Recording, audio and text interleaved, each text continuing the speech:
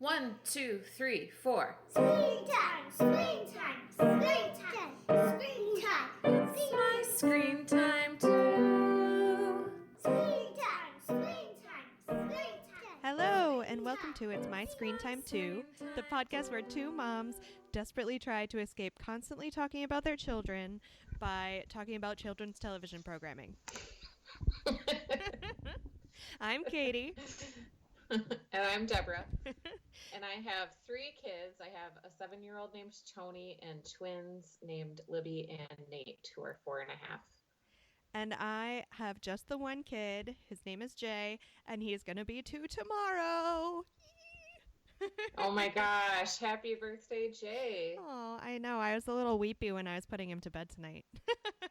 Oh, 2's a good age. I agree. It's going pretty well, aside from the constant tantrums. Yeah. So on the eve of his birthday, are you considering any changes to your non-policy screen time policy? No, I think we'll pretty much just keep it the same. Half an hour before bed to calm him down. How about you? How's the summer screen time going? Well, we've been to see a couple of movies in the theater. Ooh. We saw the Captain Underpants movie, which exceeded my expectations. It was pretty funny. Did you read those And books to the kids? Tony has read some of those books on his own, and I've read some parts of them to him. Libby and Nathan are not really into it yet, and I don't think it's quite age appropriate for them. Oh, okay. I don't know. I've never even jumped into that world. Obviously, I know Captain Underpants exists, but beyond that, nothing. Well, I took my 3 kids plus one of Tony's friends to it, and then on the ride, bringing the friend home, he said that he didn't get the joke about Uranus. Oh.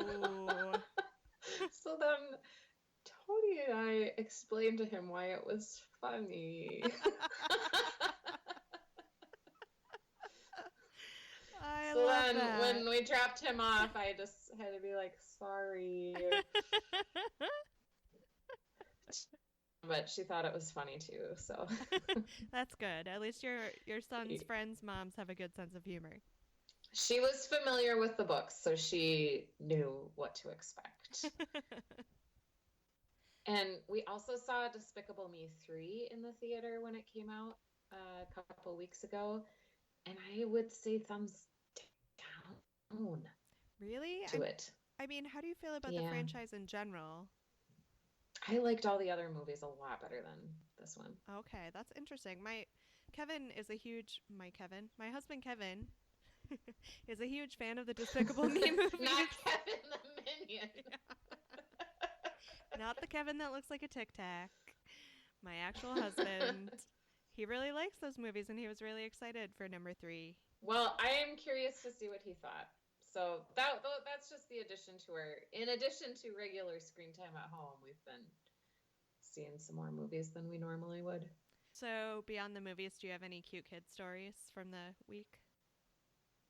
Well, we were dropping off my 7-year-old at a day camp at a park by our house, and I was going somewhere else with Libby and Nathan afterwards, so I wouldn't normally drive there, but I drove there. We got out of the car, started walking into the community center, and I looked over and I was like, Libby, where are your pants?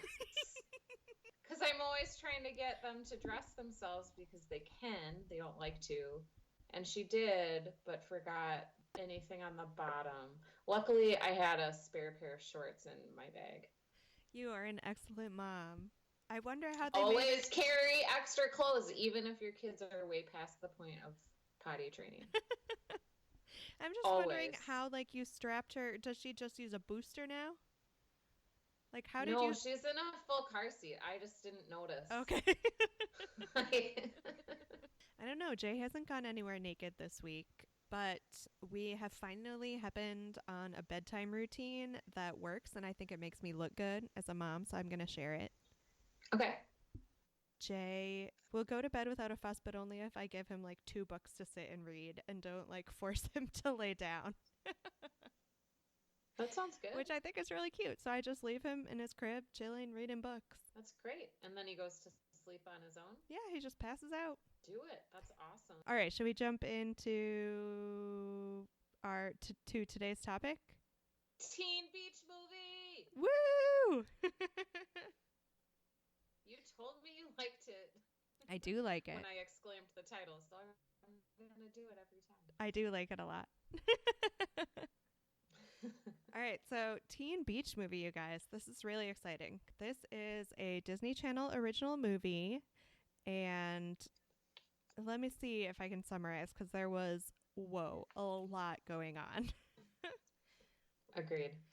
So, teen Mackenzie, who goes by Mac, spends an idyllic day surfing and goofing around at the beach with her boyfriend, Brady, before blindsiding him with the information that she's leaving town the next day to attend a prestigious prep school. She decides to surf one last wave right before she leaves using her grandfather's mystical surfboard. And the weather gets really bad, so Brady dives in to rescue her, and they both get rolled up by this monster wave. And when they surface, they are in this calm, sunny ocean, and they wander ashore, and they find that they are actually in Brady's favorite movie, the 1962 beach blanket musical, Wet Side Story. Well, trying to get back to the real world, they disrupt the plot of the movie when the main biker girl, Layla, and surfer boy, Tanner, fall for Brady and Mac instead of one another. In order to make it home, Brady and Mac have to restore the movie's plot. They have to bring the original lovebirds together, unite their rival gangs of surfers and bikers, and foil the plot of an evil real estate developer named Les Camembert and his plot to ruin the weather on the beach forever with a hilarious weather machine. All this has to happen while they're participating in sunny 60s musical numbers.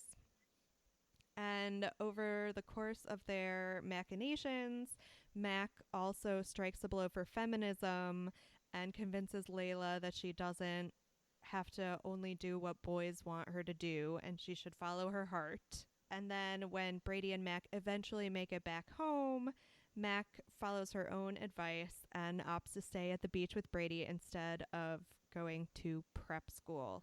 How was that? Good. You think it was That comprehensive was a lot more enough? detailed than my summary. Yeah, for sure. So like I said, it was a Disney Channel original movie, came out in 2013, and it is currently available to stream on Hulu or for purchase or rental via Amazon. We chose it because, guys, the dog days of summer are upon us, and we wanted to tackle something specific to summertime. And we really haven't talked about teen programming at all before, so we thought we may as well kill 2 birds with 1 stone. Also, I unabashedly love musicals, and Deborah loves music, which I feel like are 2 different things. And we'll see how that affects our opinion of this fine film. And it was on Hulu, so now I have a Hulu trial, which will turn into a subscription. Yeah, are you already hooked? I feel like I should watch The Handmaid's Tale. Yeah, probably. I feel like it's our obligation as women. Right. And I either binge it now, which is unlikely, or I just let my trial roll into a subscription. Yeah, that's a hard one to consider binging. I mean, I know the entire Twitterverse binged it, but it's rough. I really only want to do an hour at a time. Yeah, and if you have little kids, you barely even have an hour at a time. Yeah, true. And also, I would say it's a surf movie. I didn't really know that when we picked it, but I was pleasantly surprised to learn that it was a surf movie. I love surf movies. Really? Yeah, my brother and I used to watch like National Geographic or Discovery Channel. Oh, so surf like real shows. surfing. Okay. I've never surfed in my life. I mean, I live in Minnesota. There's no ocean here, but I love watching it on TV. That's awesome. You know, my husband used to surf when we first met. He was really into it. And during our initial courtship phase, he did the thing that probably every guy who surfs does and tried to teach me how to surf. And it was a disaster. It was really bad. I am not meant to surf. So, what were your overall first thoughts about the movie? Yay or nay? A cautious yay. I mean, see if you're on the same page. Like, it was pretty transparent that this was a mashup of a lot of very well-known movie plots. And Yes. the primary ones I could see were obviously West Side Story with the whole Wet Mhm. Side Story thing, Gidget with the surfing, Grease with the musical numbers, Back to the Future with the whole time travel aspect, with a little dash of, I thought, Pleasantville thrown in there, even though that's not exactly a classic, but that's what it Mhm. reminded me of. I don't know. Did you see anything else? Well, just a quick note, Barry Bostwick Uh-huh. played the grandpa, and he was actually in Grease. He was? That's what IMDb says. Who was he in Grease? I don't know. I thought he looked familiar, so I just IMDb'd him. I thought he was the guy from Rocky Horror Picture Show. Am I thinking of someone He else? is. Oh, okay, No, okay. he is. Okay. Yeah, that too. I also thought of The Wizard of Oz because they like ride into a magical land on a natural phenomenon. Yeah, that might be better and than then- Pleasantville. Well, and then when they get to the beach, it's like, we welcome you to Munchkin Land, only with like multicolored like surfboards and swimming suits and towels. It also reminded me, this was maybe just wishful thinking, Fast Times at Ridgemont High. That was just wishful thinking. Yeah, it just wasn't wishful Fast. thinking. They wish. I was just waiting for the Sean Penn character, and he never really appeared. I also wrote down Blue Crush and Surfwise. Blue Crush because of that amazing soundtrack. Surfwise is like a documentary about a surfing family. It has nothing to do with Teen Beach Movie. No, I mean, I've I'm- definitely I'm seen Blue grasping. Crush, but you've seen Yeah. more like real surf movies than I have. I just feel like once I let myself get used to the fact that there was nothing original about the plot and they were essentially just cobbling together various movies that I loved at various points in my life, I had a lot of fun. And I had to I ask liked it myself too. why, because I didn't want to like it. I wanted to be rolling my eyes and huffing at every unoriginal thing that happened. But everyone in the cast was just selling it. They were all so into it. It just felt like watching a bunch of young theater kids just loving being theater kids, and their enthusiasm just, I couldn't hate it. Well, and I loved the dancing. I thought they were all really good. Mhm. I don't usually watch a lot of this kind of thing, so I don't have much to compare it to, but I enjoyed the dance. I enjoyed the musical numbers. It was nice because it was shot in a really straightforward manner and you could actually see all the choreography, Yeah, that's true. which, you Yeah. know, I was into. I also loved the adult villains. They, in particular, were selling it to the hilt. They just knew the kind of cheese they were manufacturing and they were just wading through it. It was beautiful. That was like the time they were the time travel, like the weather tower Yeah, guys, right? yeah. So who's the guy from Back to the Future, Doc? Yeah, the sort of Doc Brown-ish character. But they were evil Doc Brown. Yeah, evil Doc Brown, exactly. Disney Channel evil, like very very cliched. Yeah, so obviously one of them was British. Yeah. I thought that the actual songs were, I didn't enjoy the actual songs. I thought they Agreed. were too, like, one was straight up derivative of Summer Lovin'. Mm-hmm. It was like the boys like this, the girls like this. Yeah. And the tune was even like a variation of Summer. And there was a lot of like, pop, pop, a shoe up, pop, pop, a shoe up, like too much, I thought. Yeah. And there was the first biker number that was like very much supposed to be the West Side Story number. And I guess it came out more in the choreography, so I didn't mind it as much because I love that. Yeah. But yes, the musical numbers themselves were fine as vehicles for some good dancing, but I certainly didn't find myself humming them afterwards. It was not Gershwin. No. Not Gershwin. I No. could not hum you a bar. No. There was a good duet between Brady and Mac, though. I think just because I liked their harmony together. Was that And the it one was they like sang about not wanting to sing? Ukulele music in the background. Okay. So it was- Yeah. So Mac they were fretting about being sucked into this musical world, and they sang a song because they couldn't help singing. It was adorable. Mhm. Do you have any thoughts specific to the plot? I mean, there's not, other than saying it's spectacularly derivative, I don't know what else to say about it.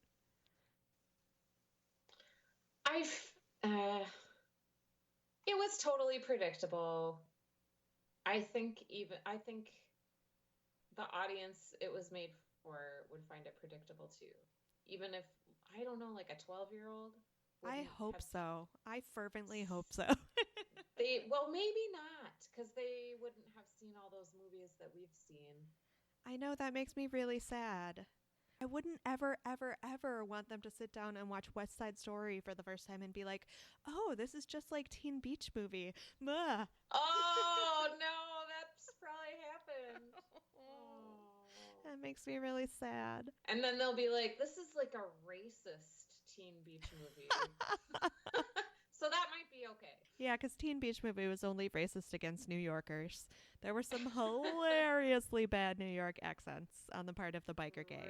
It was really funny. Bad. What about the rest of the cast? We kind of touched on the villains, but I liked the actress who played Mac. I thought she was really good. They were just so cheesy. like the Giggles, one of the characters. They were just so Giggles was one of the girl characters. And they were just like caricatures. Right. But I thought the actors who played the caricatures were good at it. Right, because they were totally into it. I IMDb'd the guy who played Brady, the boyfriend, and he is from this Disney show that I've never seen called Austin and Ally, because I don't have tween kids yet, and I think that's the demo that would be geared towards. But then I looked at his most recent project, and he's set to play Jeffrey Dahmer in a movie about high school Jeffrey Dahmer. Gross. There was a photo. It was super creepy. Oh, he was so peppy too. I know. I never want to see that movie. Ugh. There were times where I thought he was a bad actor, but it might have been the dialogue. Yeah. It's hard to deliver bad dialogue in a convincing way. Like I said, for me, it wasn't really about being convinced by their performances so much as being impressed by their enthusiasm. Maybe that's just the mom in me. I wanted to give them all blue ribbons. You did great. Great try, sweetie. Yeah. There was just a part where it was the part where the storm was brewing and Mac was out trying to surf, and it showed the grandfather looking off into the distance, and he said, I don't like the look of the sky. And then it showed like 3 shots of different surfers just falling off their boards. And then it showed Brady, and he said, you're right. That doesn't look good. She's got to get in. This looks bad. It was so bad. You don't rewind on Hulu, but I went back and watched it again, so I got the exact dialogue right. It was pretty hilarious because Barry Bostwick, who was, by all accounts, their like big star for the movie, he seemed to have zero concern for his granddaughter's well-being. That guy looks bad. Yeah, I don't know if I have any other thoughts on casting. How about you? I do not. I am wondering what you think about who really is going to watch Teen Beach Movie. Do you think it's I think it's more tweens that are going to watch it. Yeah, exactly. I was thinking about that because there's so much teen content now, and I feel like not only is it geared toward teenagers, but it's often geared towards adults. I feel like so many adults just, as a matter of course, watch a lot of programming about teenagers. I am Like on the one of those people. CW? Yeah, like on the CW. Shows on the CW. I guess I'm thinking specifically of the show 13 Reasons Why because we just watched it.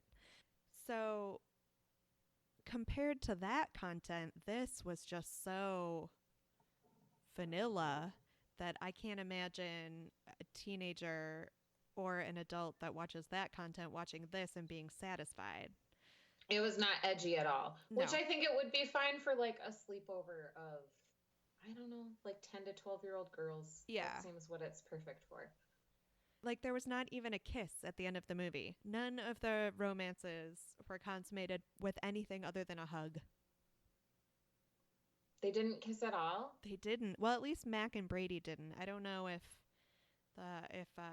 Layla and Tanner did, maybe. Maybe their lips just got close. I feel, yeah. I mean, there I'm was just some remem- suggestive hand holding.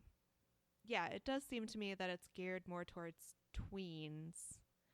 I wonder if they're still watching.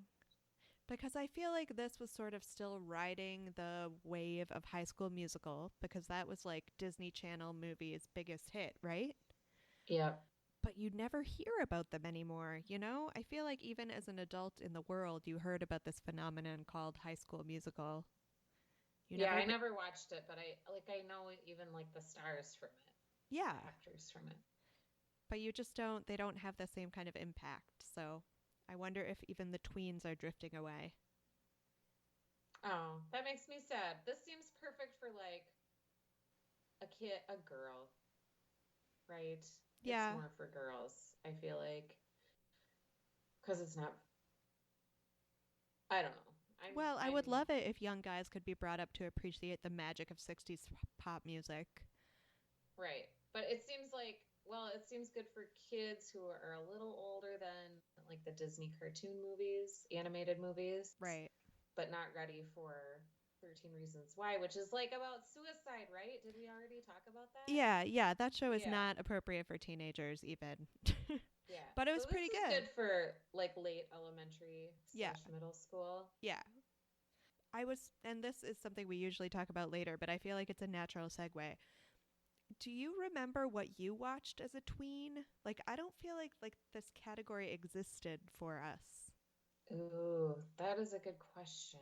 I feel like maybe Saved by the Bell, and that was it. I feel like like reality, Yeah. like reality, like the dawning of reality TV on MTV was happening then. Yeah, you just segued straight from Straight Up Kids Saturday mornings to like watching Dirty Dancing and Real World New York. Yeah, totally. And like people with HIV on Real World. Is that the name of the show? The Real World? Like the one, yeah. where With Pedro? Like strangers live in a house. Yeah. That's what happens when things. When people stop being nice and start getting real.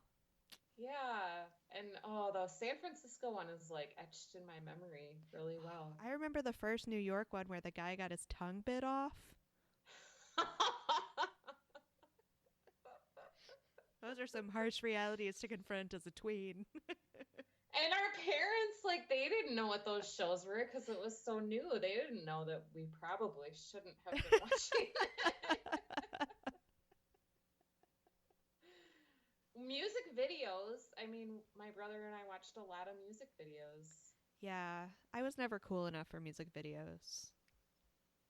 I'm just dating myself, I think. No, not at all. A lot of my friends were cool enough for music videos. I just was not. Ooh, I'm gonna have to think a bit more about what I watched as a junior high. I'm dating myself again. I'm so old I went to a junior high and not a middle school. It just transitioned the year that I went from being a junior high to a middle school. So I'm almost Yeah, right there with you. You're just a baby. You're just a baby. As far as theatrically released musicals go, they don't make a lot of earnest musicals anymore. I mean, Right. Yeah. you got a couple years ago, you got a very earnest production of Les Mis, which they released theatrically, and I loved, of course. But like prior to that, the only musicals that would get released are musicals that claim to be upending the form somehow. Like you got Chicago, and they were like, oh, well, it's fine because all the musical numbers are like a cabaret show, so they're breaking the fourth wall and blah, blah, blah, blah, blah. Or you got Moulin Rouge that was like, oh, no, it's all one big David Bowie rock number. So it was just nice to see something that was just a musical and wasn't really trying to be anything else. And certainly wasn't trying to surprise you. Total side note that has nothing to do with anything, but I forgot to mention it right up top when we first started talking. When they did the transition between the modern world and the 60s world, they had the backgrounds perfect. Like when they were in the ocean and they were doing the surfing, it was like the shaky cam like you would find on a surf movie like Blue Crush. And then when they switched to the 60s, it was like that total like flat background. It was like you were watching Gidget. It was a really adorable little touch. Good point. You're good at this, Katie. Well, I watched a lot of those. Like, I mean, you were watching the National Geographic surf movies, and I was watching Gidget, so I'm familiar. Yeah, that's a good point. So does this compare for you to any adult movie or show? We talked about all of the movies that are kind of mashed up into the creation of the unoriginal Teen Beach movie. Yeah, I mean, to me, the only one that felt like maybe it was a coincidental similarity was Pleasantville, which is a movie from the late 90s. Did you see it? I remember it. Okay. Yeah. I thought it was a really sweet movie. It's sort of similarly was Reese themed. Witherspoon in that? Yeah. Sorry. And Yeah. Tobey Maguire. And they're siblings, and they get sucked into the TV version of 1950 as sort of like Leave It to Beaver America. They learn important lessons, you know. But even that was a much grittier take on things. I mean, it wasn't gritty at all, but compared to this, Nutella is gritty. How about you? Did you think of anything? Just the ones that we talked about. I didn't come up with anything beyond that. We always talk about the gritty HBO reboot, and I don't know any tween or teenage actors. Same. And I want to point out that I know you don't watch Girls, but in the last season of Girls, Hannah goes to the beach and she has an affair with her surf instructor, played by Riz Ahmed.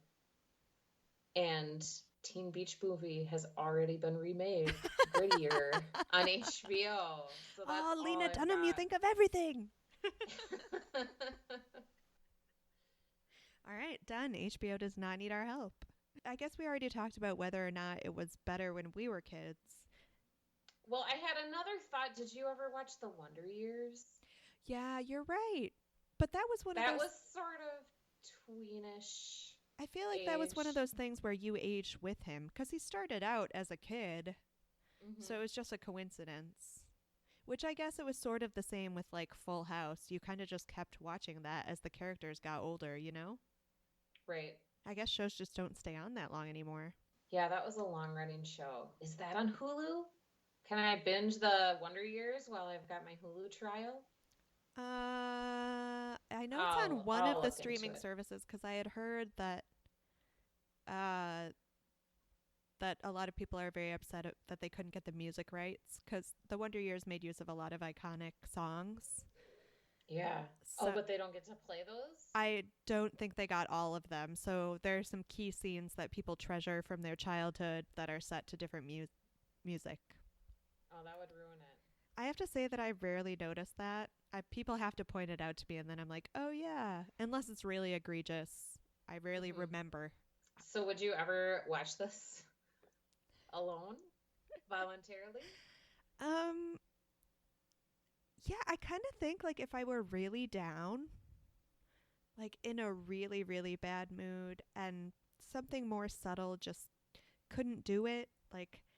I watch a lot of musicals, so like there's some go-tos for when I'm crabby, like if Singing in the Rain or An American in Paris are just too high class for me. Like I just need some sort of blunt instrument to make me feel better. I would turn to Teen Beach Movie. How about you? I would like to hear that song, the duet between Brady and Mac again. Mm-hmm. I probably wouldn't watch this again, although I have some respect for the made for Disney Channel movie genre. Have you watched any of the others? No. Yeah. Because we were a bit too No. old when they started really churning them out. Yeah. I would keep this in mind for, like, we do movie night at home every once in a while, and when my kids are a little older, Mm-hmm. I think this movie or others like it would fit the bill.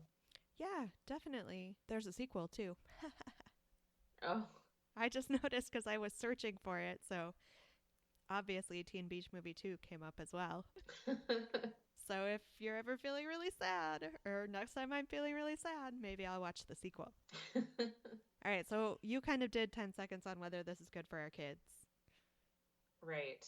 So, ratings. How many stars?